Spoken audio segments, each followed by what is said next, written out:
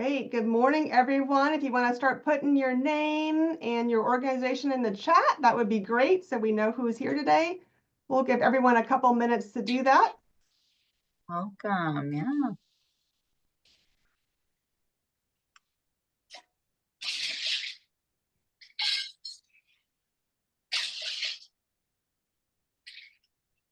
Good to see some partners here. We're so glad you're with us this morning. From all over, great. Right, all over the region. Thank you so much.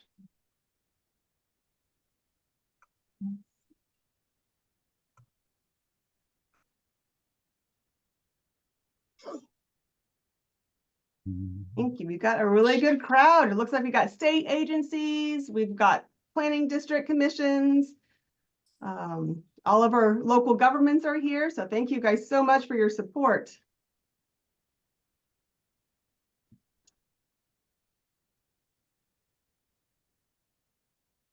We will go ahead and get started, Wendy, and do a little housekeeping about this morning.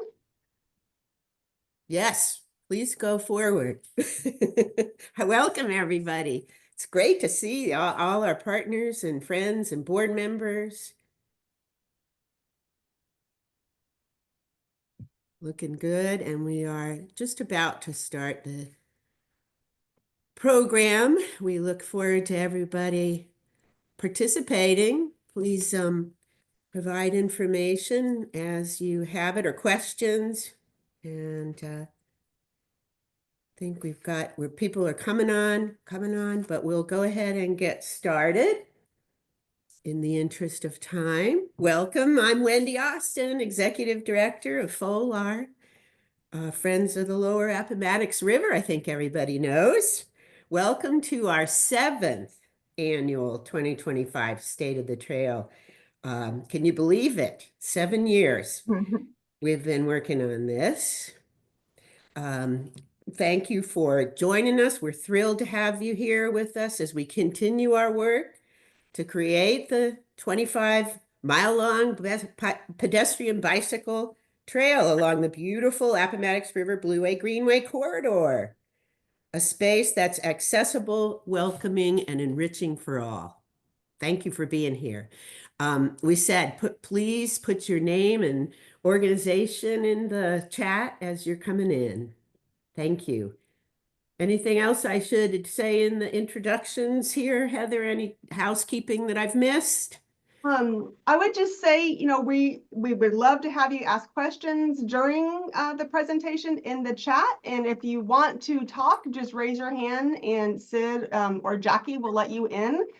We do have some partners with us on the panel today, but really we would like anyone to participate if they would like. So Jackie and Sid will kind of monitor that and get those to me and Wendy during the presentation. But thank you so much. It is so awesome to see all these names in the chat. So thank you for coming. And especially our elected officials who have joined us today to learn more about all this work. We do appreciate that because it is, of course, your commitment and support that are the driving forces behind our success. So we're really grateful for your partnership. Okay, then. Before we dig into the presentation, I do want to take a minute to thank our sponsors. Next slide, Sid. Thank you. We are really appreciative of these wonderful partners who have helped fund this presentation and gathering through our special all-in sponsorship program, which means all-in supporting and sustaining FOLAR's work on the river, trail, and parks that touches so many lives as we work to improve these natural assets that are free and open to the public, and to teach our next generation about conserving our natural resources and promoting healthy lifestyles and outdoor recreation. Thank you, PlanRVA, for your help in putting this presentation on, Dominion Energy, John Randolph Foundation, Advance 6, American Water Company, and Vistra Energy. We're appreciative also of CSX, Coca-Cola Consolidated, Bank of Southside Virginia, and the Appomattox River Soil and Water Conservation District. Thank you. Next slide. And now, special thanks. It's my honor to introduce FOLAR's newly elected chairman of the board, Dr. Christian Volk. He is a senior manager of operations at Virginia American Water. Christian? Good morning, everyone, and welcome to this 2025 State of the Trail. And it's really great to see so many passionate partners and community members here today. And I'm very pleased to be here and to be serving as the board chair for 2025. The work of the FOLAR staff and volunteers is more important than ever as we strive to create healthier and more sustainable communities that benefit both people and the environment. By working together, we can ensure safe and accessible pathways for all, while preserving and restoring the natural waterways that sustain our ecosystems and communities. Today, we will provide an update on our initiatives and listen to inspiring voices who are helping drive changes. Our ideas, energy, and commitment are what make the work of FOLAR possible. Thank you for being here, and let's get started. Thank you so much, Christian. We appreciate your leadership and your passion too. Next slide. Yes, thank you, Sid.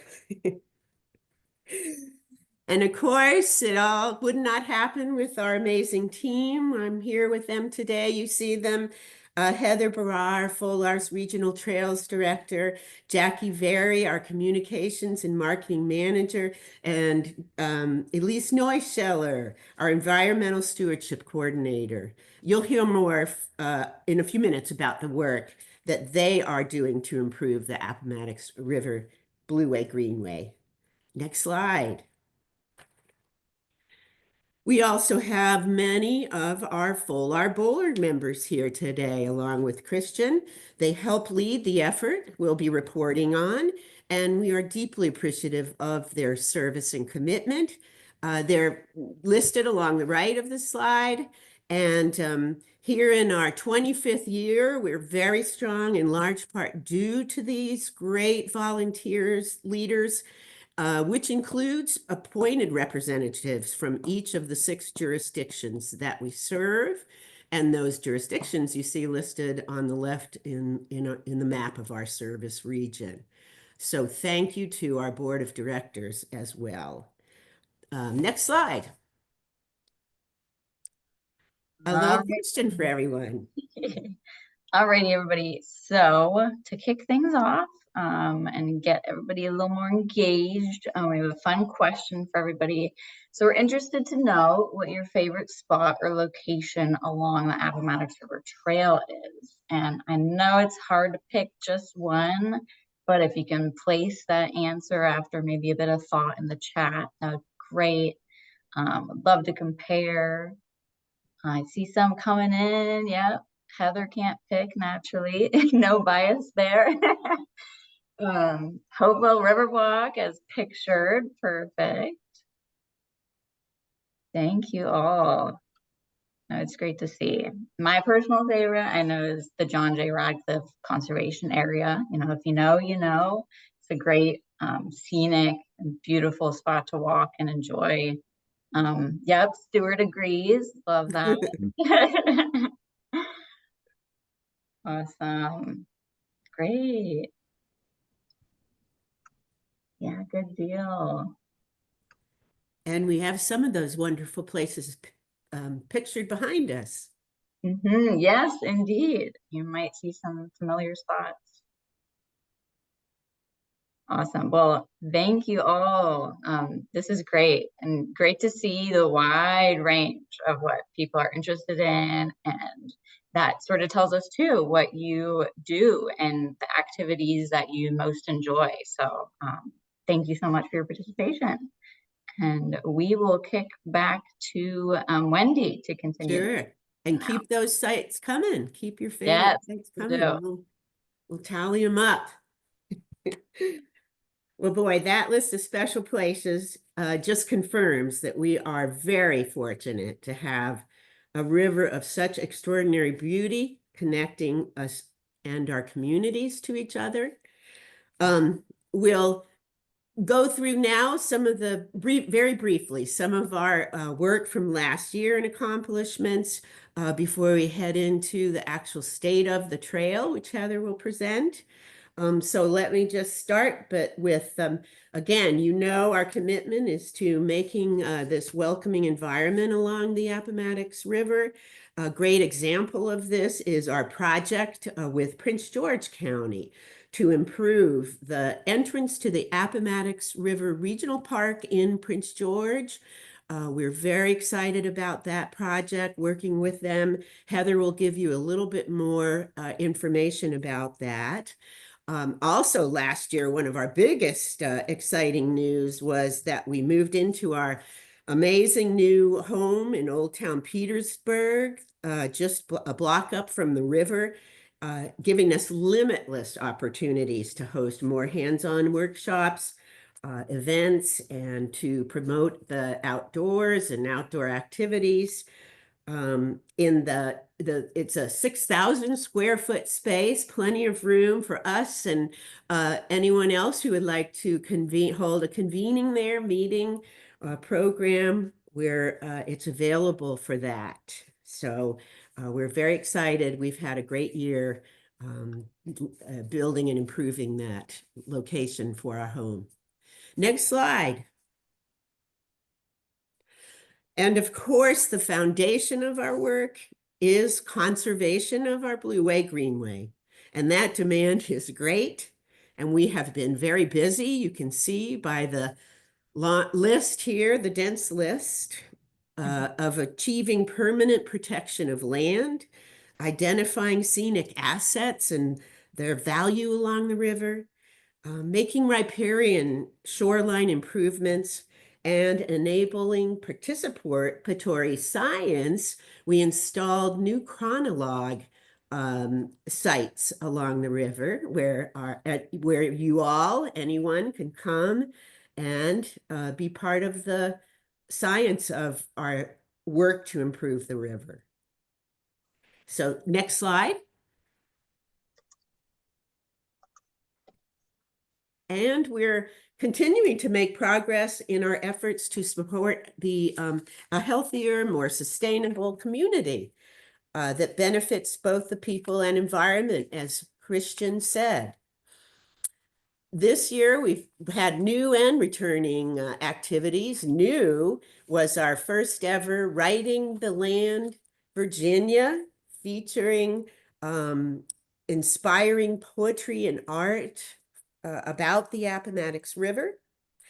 We also very much enjoyed our first summer intern, Michaela Hamlin, who brought a fresh perspective to our work, inspired us, and taught us. And 2024, we continued our amazing annual events, the 5K and paddle battle, where we had hundreds enjoying with us the river, those events, and they're coming up again this year. So more information on that too. And all of this work that we have done through the past year, you're fine, Sid. I'm just going to say the achievements are possible because of the many great volunteers who give their time and energy to this effort, and their work is made possible only through the daily work of our staff and especially our volunteer coordinator, Elise. Next slide. Elise is going to give you a little bit more information on our statistics. Hello, good morning, everyone. We've had some amazing volunteer engagement in the last year. FOLAR has hosted 35 volunteer events and 445 volunteers along the trail in 2024, almost double the engagement we saw the prior year. That is over 100 hours per month donated to care for the Appomattox River Blueway Greenway. We're so happy to help build this community of support for the river. Next slide. Just one of our upcoming events in May, volunteer trail counts. We really appreciate our volunteers who help us with this project every year. Volunteer trail counts are one of the ways that we collect trail usage data to advocate for the river. Registration is open now through our new volunteer management software, link in the chat, to check out our upcoming volunteer events, including this one. And I'll pass it along to Heather to talk more about FOLAR's Trail Counts projects. Great, thanks, Slide. Elise. We can go to the next slide, Sid. So trail counts are just so important for our work and for, like Elise said, advocating our work. And we do trail counts in two different ways. We do the volunteer trail counts, like Elise said, and those trail counts collect the stories, right? We can say, oh, someone was carrying a fishing pole, or they had a bunch of kids in a wagon, right? You can take those stories and see who is actually using the trail. And are they biking or are they walking? But just as important is our traffic counter system. This is an automatic system that was funded by the Crater Health District. And Chesterfield County has the same system on the North Bank, so we have consistent data across the region. And you can see here, these are our 2024 counts.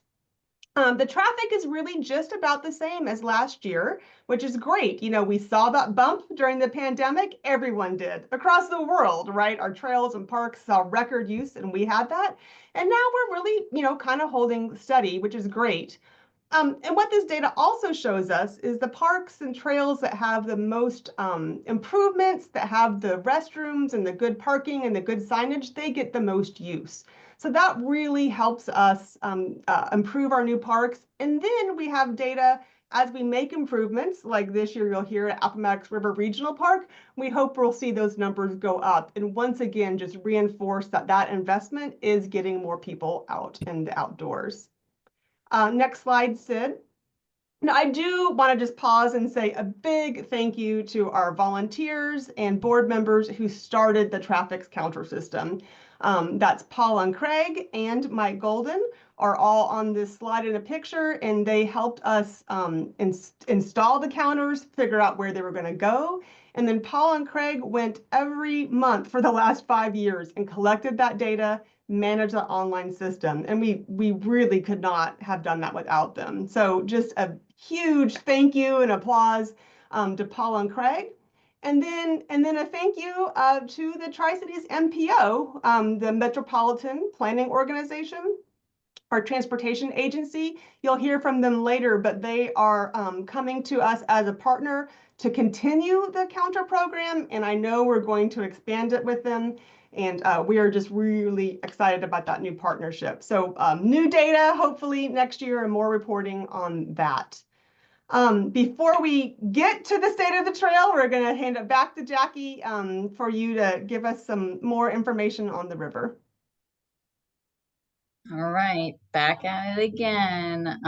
This time, we would love to know what your favorite thing or activity is that you do along the Appomattox River. And keep in mind, this can be in the water, this can be beside the water, and it can be anything. I know there's so many ways that we all participate in and enjoy the river and its ecosystem. Daniel's saying he's photographing, makes a lot of sense. Yep. Yeah, big surprise, Daniel. Right, Yeah. you'll see a lot of Daniel's photos in our collection. Hiking, walking, enjoying in general. Yeah, I was gonna say just meditating.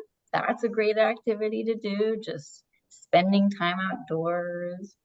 Parker says seeing the bald eagles. Yep. Super special around here. Right, Mark, get out, get the kayak out. And we're so glad that everybody enjoys it so differently. And it just testifies even more to our ability to continue this work and why it is important so that everybody can enjoy it in these ways. Awesome. Lots of kayakers, which is maybe not surprising. So Yeah. great. Yeah, some snowy trails, lovely. Okay. Well, great. Keep at it, you guys. Keep enjoying. That's why we do this. and we appreciate your help to make it happen. Thanks for being here today. All right, Thank you. I'm gonna turn it right back over to Heather, and we're gonna get Save the Trail going. Great, thank you. Thanks again. You know, we invite, I think, over 100 folks to this webinar every year, and we keep a running list, and I always like to see how many new folks we have and how many folks have been with us a long time. This is our 7th State of the Trail. We started it really to bring, at first, just to bring like locality staff together, to make sure we're all on the same page. And we used to literally walk through every single section of the trail and really get into detail. And then, pandemic, of course, changed things for us, and we went online and we realized we could invite a lot more partners online than we could in a room. So we're really excited to have this expanded group. Jackie, we sent you a list of who all was invited, so you can see all the different partners who were invited. And then, of course, we're also live streaming on YouTube right now. So all of our members and other stakeholders are definitely here with us today. And we really appreciate this pause in our busy work to say, wow, look what we did last year, and look what we're hoping to accomplish next year. And these are the themes we're going to cover. It's kind of, to me, the steps of how we build the trail. We have to plan. We have to conserve the land. Then, of course, we get into that more detailed construction phase.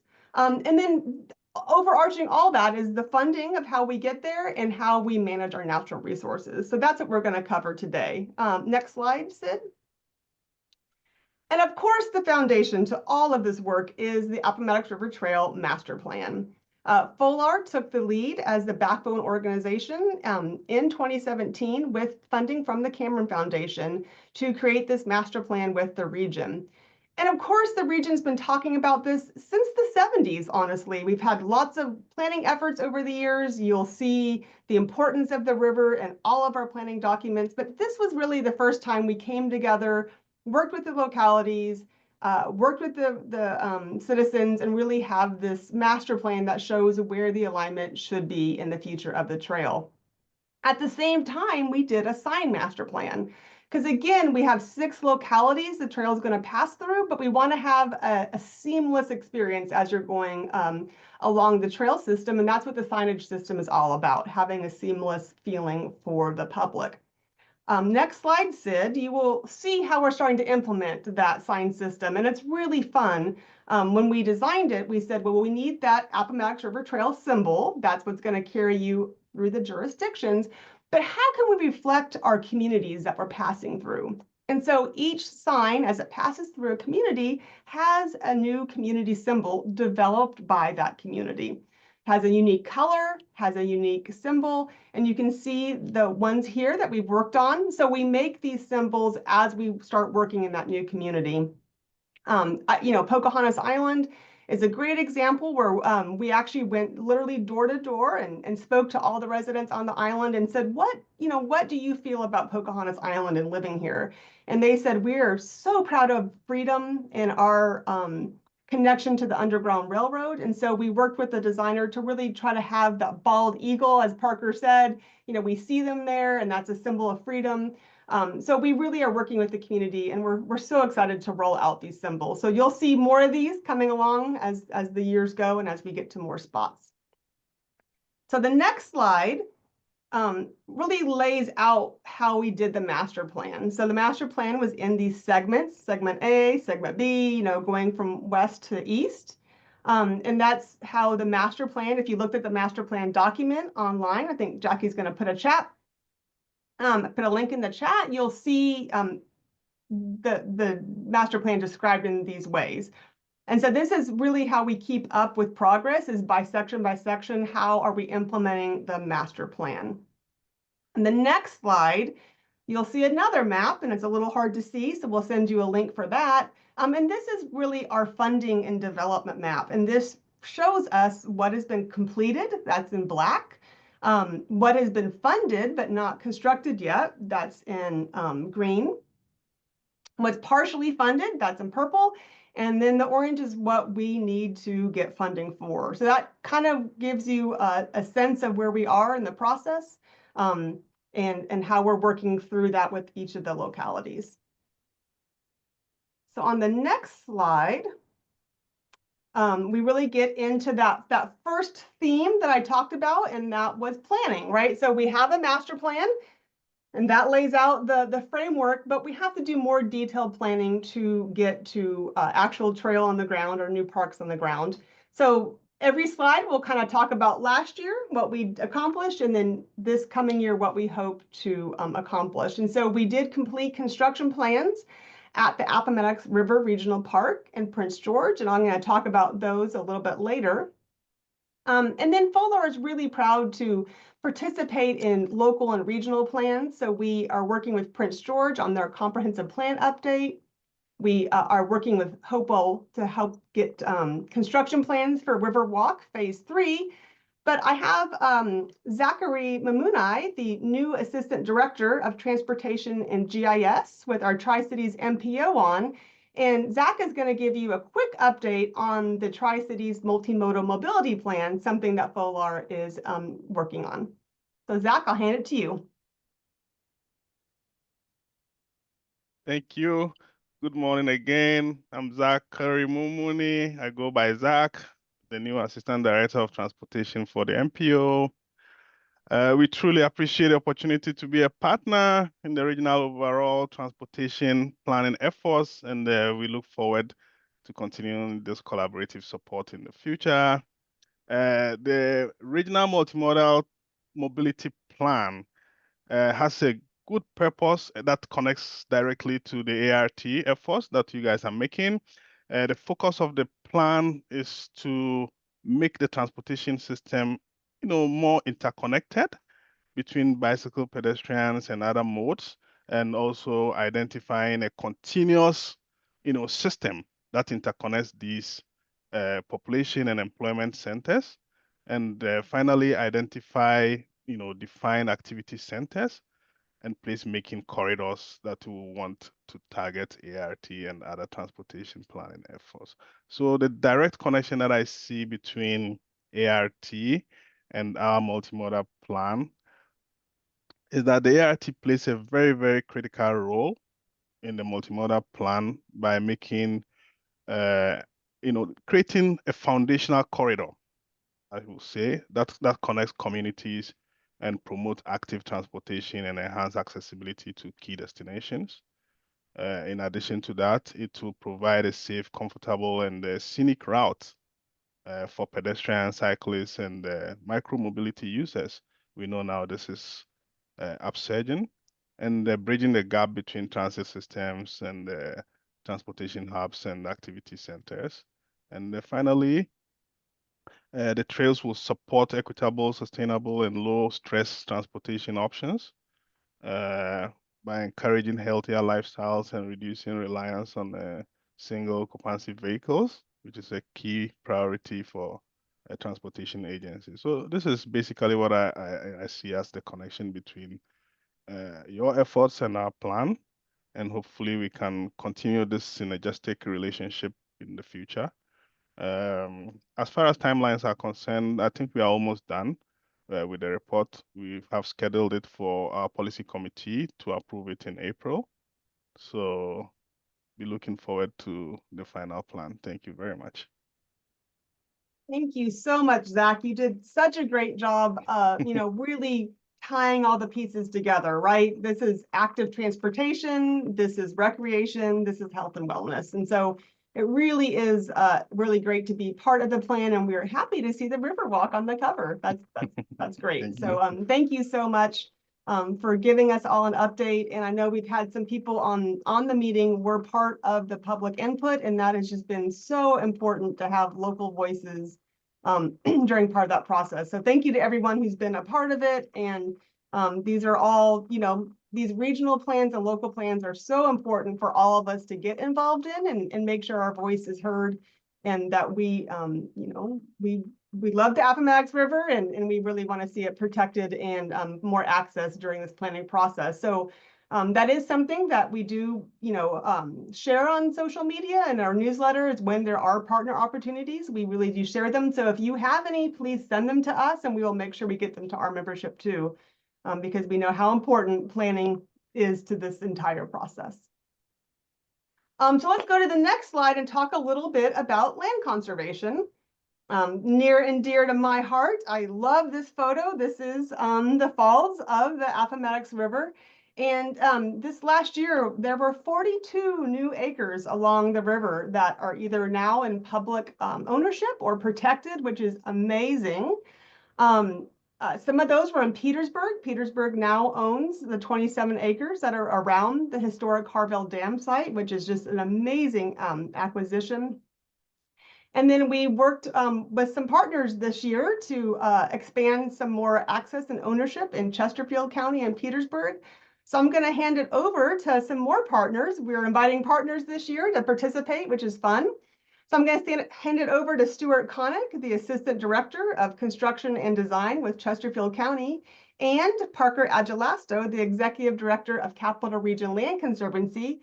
And they're going to give you a couple updates on those projects. Yes, wonderful. Good morning, everyone. We were really excited. 2024 ended with two major acquisition milestones for us. On the Appomattox River Park system, that's what we're calling our section of the river on the north side from the base of Brassfield Dam down to Ettrick. In the west, actually we did something on both ends. On the west at our Appomattox River canoe launch, for years, we've been working with just a lease with the Appomattox Water Authority. It's now just year to year, and we were successful, and with their cooperation, we now have a permanent easement on that access point, and not just on the land we own, we added another almost 2 acres to that, which will allow us to develop some nice community recreation, picnicking facilities to serve the boat launch there, small craft, as well as that site serves as our gateway to the Radcliffe Conservation Area. So we're really excited about that, and very much thanks to the Appomattox River Water Authority Board and their Executive Director, Robert Wilson. Then we move and go all the way down the river to Ettrick, to the Greenwood property. And we were able to acquire and put under easement almost 38 acres riverfront as well as islands in the river. This concludes really what was a 20-year effort and conversations with Josh Greenwood, and I know a number of people know him. And so now we will have all of that in public ownership, and not just public ownership, it will be under conservation easements as well. So we're very much excited about that. We're looking to start initial development so we can open that property up to the public for daily use. And this critical acquisition wouldn't have happened without the help and partnership of Capital Regional Land Conservancy. And at that time, I'll turn it over to Parker, and I know he can share the rich history and what we have done and protected and what we can do in the future. Parker? Thank you, Stuart. And thank you for the partnership and the opportunity that presented itself here along the Appomattox River. And it was our pleasure to work with Josh Greenwood for several years, and with Chesterfield County, FOLAR, as well as our funding partners with the Virginia Outdoors Foundation and the Virginia Land Conservation Foundation to complete the acquisition. This really was pretty much all of Josh's residual lands that he owned along the Appomattox River. And it spanned from Colonial Heights to Chesterfield County to Petersburg. And now all of that is protected under conservation easements and will be perpetually available through the county's work as a public park. And we're really appreciative of that effort. I'm happy to share just momentarily in the backdrop for me. This is an image of the river from 1812 right at this location. And that is a really early history depiction. And it was one of only about 24 images that were in a volume on Picturesque America that was published and distributed worldwide. And when you think about 1812 and how young our nation was, to send over images to Europe to say this is what is quintessential America, and that this is the falls, I think that says a lot about the beauty of the region. And I'm happy that it's being conserved and that more people will be able to enjoy it 200 years later. Thank you so much for our partnership. And I'm Thank handing you. it back to Heather. Yeah, thank you, Parker and Stuart. And I would be remiss, there's a lot of logos on the slide. And so we just want to, mention that this is not only a partnership with nonprofits and local government, but we have so many funders and agencies that help make this happen. So this really was an amazing project to work on. Like Stuart said, many years, and it's just really, really special. Someone asked where this was exactly. This is Campbell's Bridge, and it's on Stuart's slide. Campbell's Bridge in Petersburg that goes over to Chesterfield and VSU. It's that one of those corners, and I kind of think it's exciting to think when you stand on that bridge now, we're going to have 4 corners of public access when you're standing on that bridge. Really, really just amazing to think of that. So thank you both for helping talk about that. So exciting. What we're hoping for 2025 is to finish the acquisition of property on another one of those corners of the bridge, and that's at Patton Park. There's a couple acres still in private ownership, City of Petersburg. We're working with the governor's office and really making some progress on those parcels and hope we have some good news on those next year. If you want to go to the next slide, Sid, just to wrap up land conservation, we've been tracking. If you remember a couple years ago, we presented on the new GIS tool that FOLAR has created with funding from VEE, Virginia Environmental Endowment. And it's a tool to really track all of our conserved lands along the river. Again, regional context, making sure we all know what we're doing across the region. And we're at 24% of the river corridor protected. So that's looking at 500 feet from the center of the river on either side. That's 910 acres. And we started tracking in 2021 is when we started, and we were at 21% in 2021. So we're seeing an increase. We don't have an official goal of how much it should be, but there have been 30 by 30 is a goal that we hear kind of worldwide, that we should protect 30% of the earth by 2030. So that's, kind of, you think about how other people are thinking of land conservation, we're right on track there to protecting our riverfront. So, it's so important whether you're on the river paddling or you're on the banks looking across the river, such an important resource to protect that viewshed that also protects our wildlife corridor and natural resources. So I think that is wrapping up land conservation, and we'll go on to the part that everyone loves to see, right? And that's the construction piece. That's the part that we're all waiting for, is seeing those improvements coming. So in 2024, if you're familiar with Ferndale Park in Dinwiddie County, we had a pedestrian bridge that was closed due to it did not pass an inspection. And we're so thankful to the local Rotary clubs, and the city of Petersburg came together, put in a new bridge over that canal, and did some ADA improvements at the park. So we're really happy to see some of those improvements. So if you are used to visiting Ferndale Park, it's back open to get to the canal and the way you're used to. So we're really happy for that. And we really are going to work towards continuing that improvement at Ferndale Park and bringing that park up into a new renovated state. Coming in 2025 is the extension of the trail in Colonial Heights. So if you're at Roslyn Park, right now the trail goes to the west.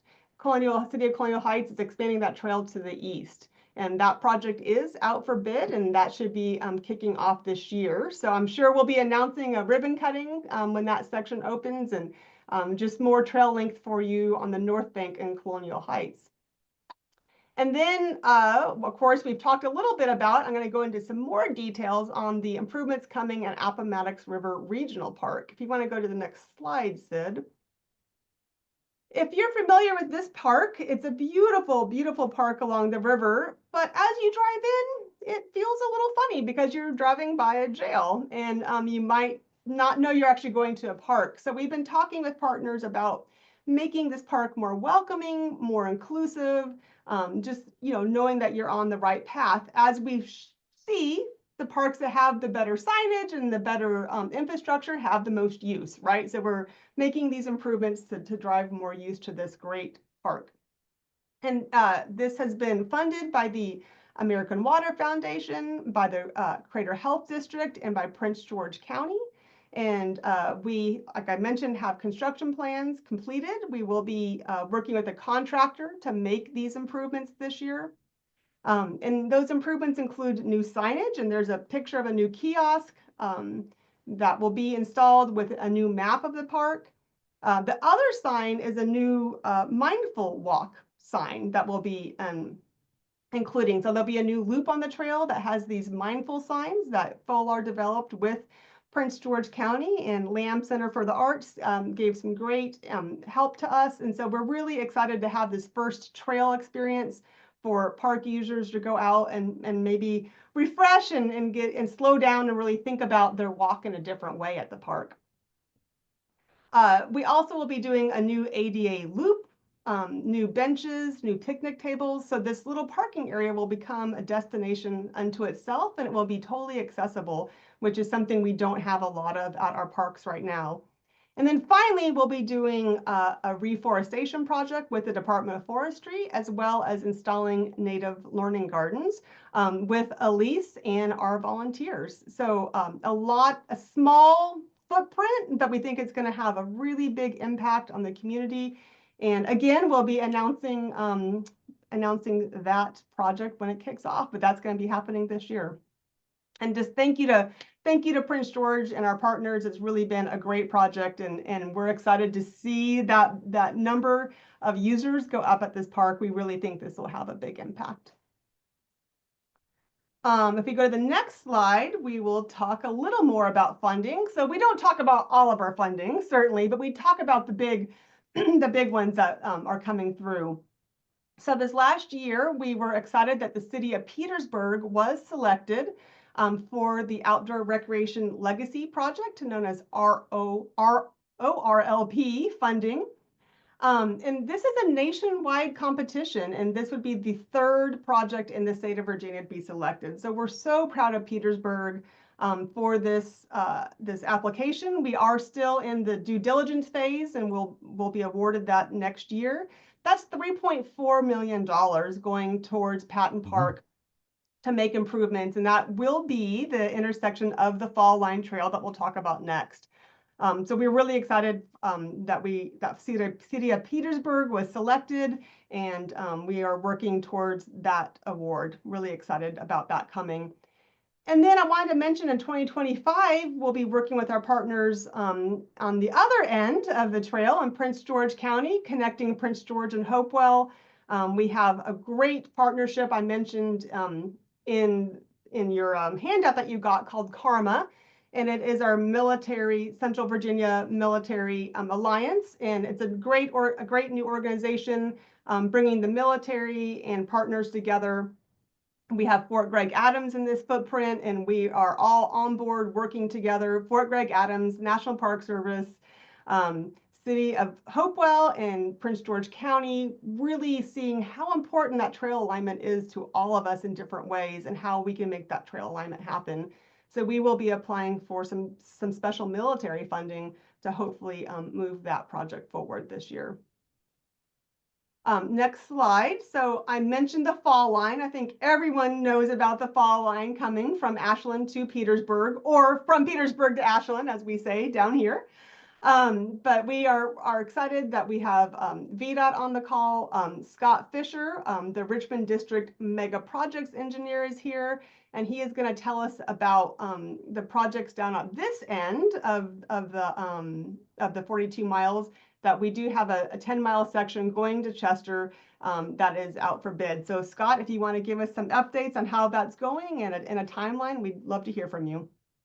Sure. Good morning, Heather. Thank you. Yeah, so this section of the Fall Line Trail is, as you said, it's a 10-mile section that runs from Patton Park up to Route 10 in Chesterfield.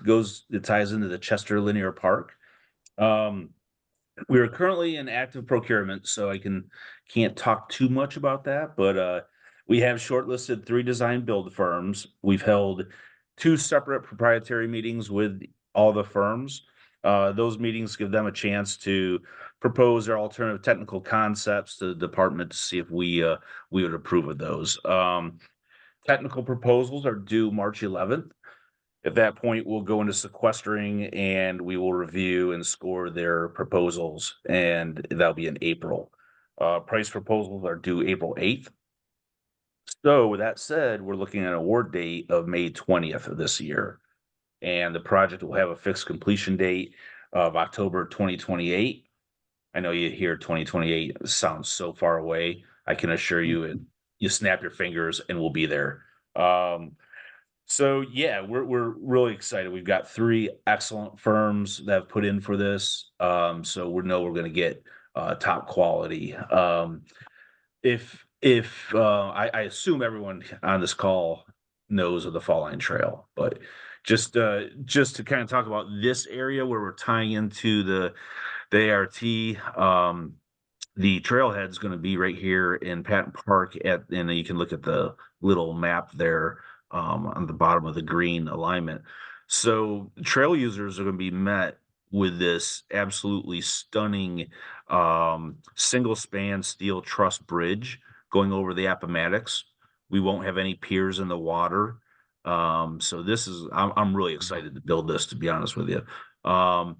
Which then we will cut right into the woods behind VSU. I should give a shout out to Jane Harris of VSU. She's been a great partner and helping us get this alignment settled. I think you recall we had a lot of back and forth where this alignment would go. So VSU has been very gracious and we'll be hugging the woods there. There's a big bowl essentially that will be hugging the side of that, going around that, but it's going to be a really stunning entrance into the trail. And I agree. The Fall Line Trail starts here. Ashland might say they're the center of the universe and it starts up there, but yeah, we're really excited to get on with this. So yeah, fingers crossed for good bid prices. Great. Thank Thank you, you. Scott. Isn't that exciting that everyone Yeah, this is happening, fully funded under, going under that bid process. So we are really excited to have that come in. So okay, so I see we have 10 minutes left, and so we're gonna move on and wrap this up on time for everybody. I'm gonna end with natural resource management. So we're building this park and trail system, but we have to take care of our natural resources, right? That's another just such important part. And FOLAR is doing that with invasive plant management removal, and also with native plantings. And so just go to the next slide, please, Sid. If you remember last year, we did with Department of Forestry funding an inventory of all the invasive plants on the public land. That's about 620 acres we had inventory to tell us what invasives we have and how to take care of them.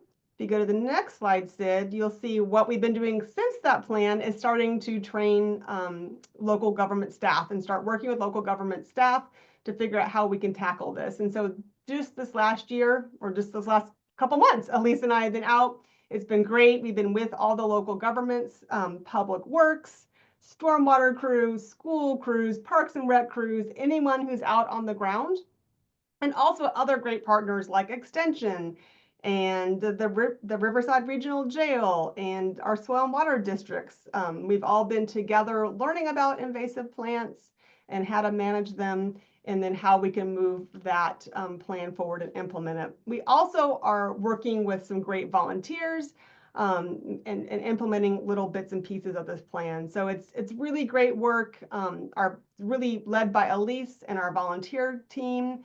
And as like as climate change is happening and we need to take care of our forest, and this is one of the ways we can take care of the forest to make sure it's resilient. And then it also gives us all just a better experience to be in the woods when the woods are well managed. So this has been a really great plan. We've had, just like I said, a lot of fun working with all the meeting all the local governments and meeting everyone who's out there doing that work on the day-to-day basis. On the next slide, you'll see that, in addition to removing invasive plants, we know we have to plant back into that riparian buffer. It's just such a critical area for wildlife, for water quality, for our user experience. And so we have been doing these buffer plantings with partners like the James River Association, with our soil and water districts through the VCAP program, and then of course with American Water at our Appomattox River Regional Park coming. So yeah, every project we do, we really make sure we have this native component, and make sure we're doing education as well, right? Having people visit and say, oh, I can go home and I can do this at my own house. I can plant these plants, I can manage this at my own lawn, is really a big part of what we're doing. And then also, of course, monitoring, right? You can't just plant these new areas and leave. You have to take care of them and monitor them and make sure they're functioning. So that is a big part of what Elise is doing this year, is not only keeping up with the volunteers, but also keeping up with our plants that we're planting. So really looking forward to just continuing that program and getting more folks out to learn and to work together. That is the end of my portion. We would love to have you put some things in the chat if you have any direct questions. I know Keith had one. We'll get together later on that, Keith.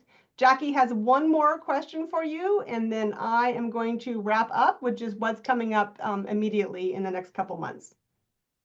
All right, so along those lines, speaking of invasive plant species management, I'm not sure if you all were aware, but this week is National Invasive Species Awareness Week. So in the spirit of that, we wanted to know what or which invasive plants are prevalent where you live or where you work. And it'd be nice too if you could name your locality, just so we can get an idea too if that matches up with what we've found in the invasive plant management plan too. So yes, your most prevalent invasive plant species that you've been able to come across, and then your locality area. We'd love if you could put that in the chat. Yeah. Great, I see lots of English ivy already. Elise is saying porcelain berry, coming from Richmond. Ivy as well in Petersburg for Daniel. Yeah. Great. You know, crazily enough, we recently confirmed with our team that the cost of invasive plants annually in Virginia is over $1 billion. So even more pressing that we work together to combat these. And, you know, these plans spread like crazy. So even though it's small steps in these management plans, every bit helps, and every bit that we can work together to make that happen is important. Great. I love seeing all the variety, not necessarily love seeing all the variety, but love the input. Love the input. Yeah. And I want to say that was B, 1 billion. 1 billion. In case. Yeah. Great. Cost to Virginia alone. Yeah. Annually too. Annually. Yeah, and I think all that we're seeing in the chat too, not surprising that matches up with what Elise has been seeing on the job and in the field. So yeah, we'll continue working together to try and combat them. Right. Great. And not plant them. Yes, yes, that's part of this invasive species awareness week too. And that covers not only plants, so aquatic invasive species too. Part of that is just educating and just letting people know. More and more signage is becoming prevalent when it comes to invasive plant species in garden shops. So that's a win, but still much more to be done. So we're getting there. We're getting there. And I think on that note, I will turn it back over to Heather and we'll finish up with some FOLAR things, upcoming events, and all that. Thank you all for your participation though. Thank you guys. Yeah, so please put anything in the chat. Yeah, next slide. So that's great.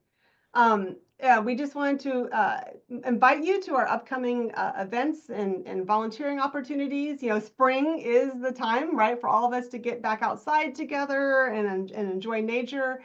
We have our 5K coming up at the Appomattox River Regional Park at the end of March. That is, you know, a walk or a run. You don't have to run.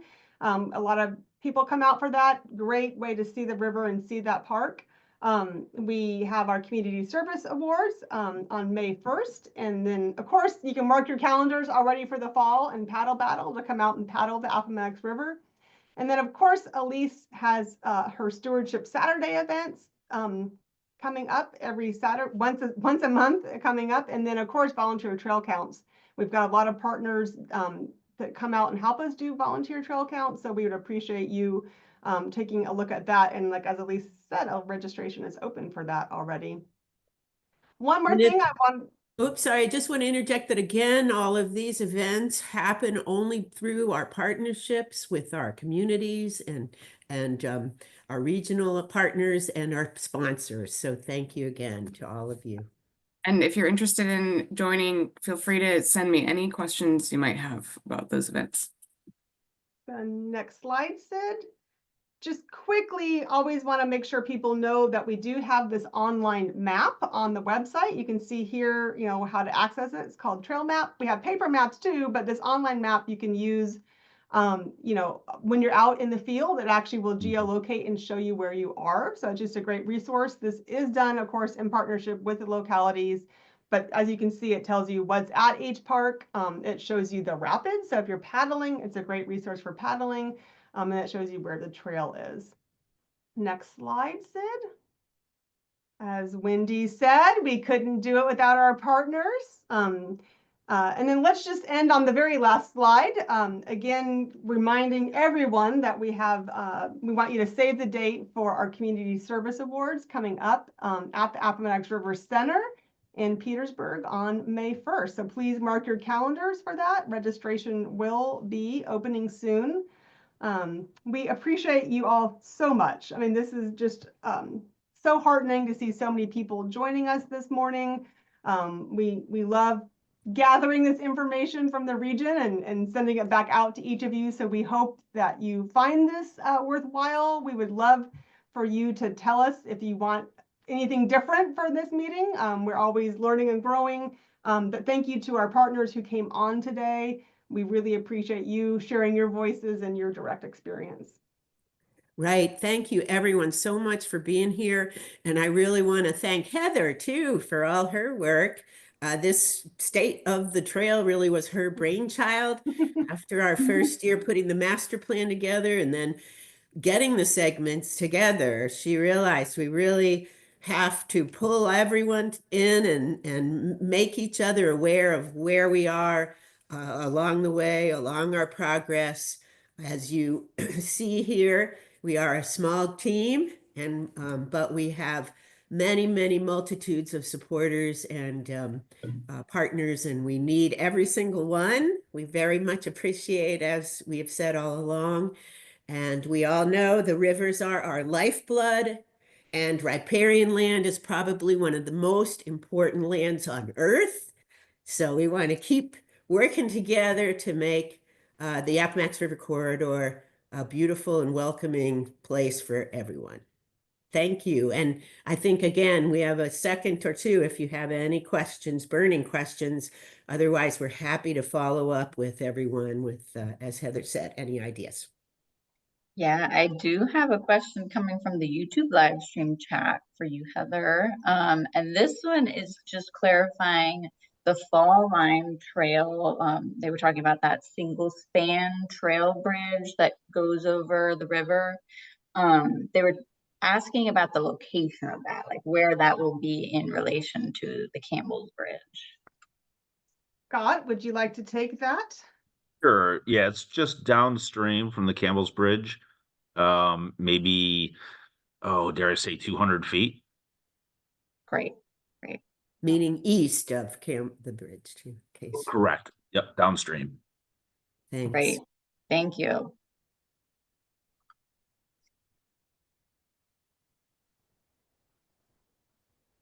Seems like that's it, huh?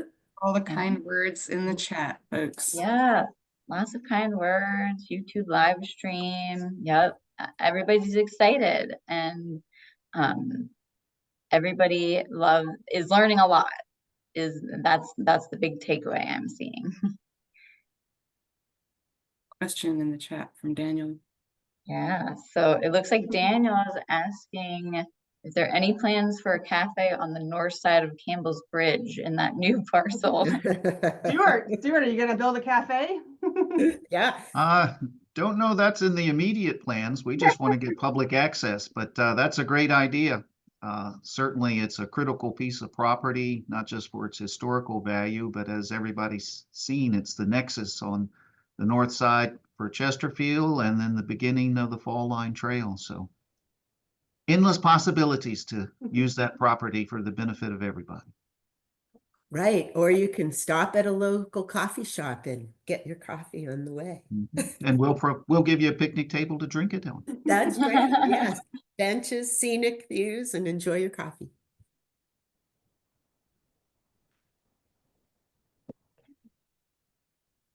Great. Great.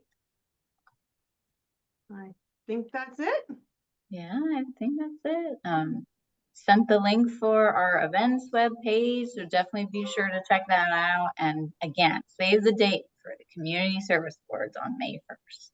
Right. Thank Thanks, you, everyone. Bye. Thank you, panelists. Certainly. Yes, thank you guys. My pleasure. Have a great day. Good day, everyone. all. All right. Thank you. Bye.